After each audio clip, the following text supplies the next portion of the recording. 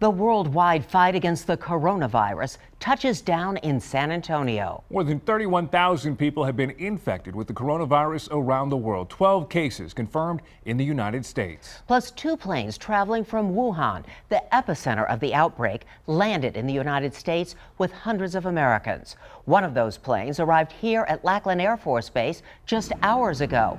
Fewer than 100 passengers, including at least 2 children, will be kept on base for a 2-week quarantine. Eyewitness News reporter Jeremy Baker is at Joint Base San Antonio, where CDC officials just gave an update. Jeremy, what can you tell us?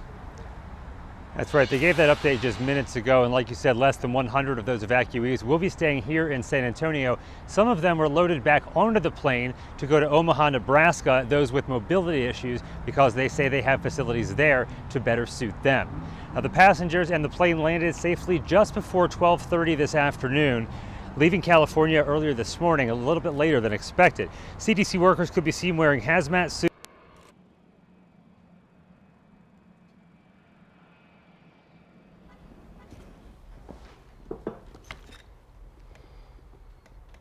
Okay, we are having some problems with Jeremy's live shot, but we do want you to know the CDC said they can guarantee they are taking every measure to make sure they ensure the quarantine is carried out as safely as possible.